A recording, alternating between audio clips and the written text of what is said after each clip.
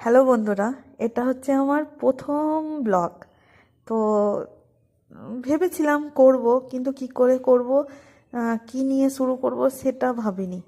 তো এটা হচ্ছে আমার প্রথম ব্লগ। তো আমার জ্বর এসেছিল, তো আমি রান্না বান্না কিছু করতে পারছিলাম না।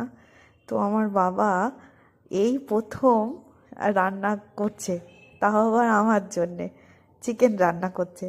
আমি সব কেটে কুটে রেখে দিলাম। তো আমার বাবা বলল যে তোকে রান্না করতে হবে না, আমি রান্না করে দেবো, দেখ কেমন করে করতে হয়।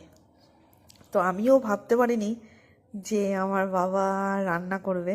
আমি সবটাই জোগাড় করে দিয়েছিলাম। তো একবার করে বসছে, একবার করে উঠে দাঁড়িয়ে করছে, মানে পারে না তো রান্না করতে। তো কি করে রান্না করতে হয় জানে না। তো করছে, দেখেও ভালো লাগলো যে মেয়ের জ্বর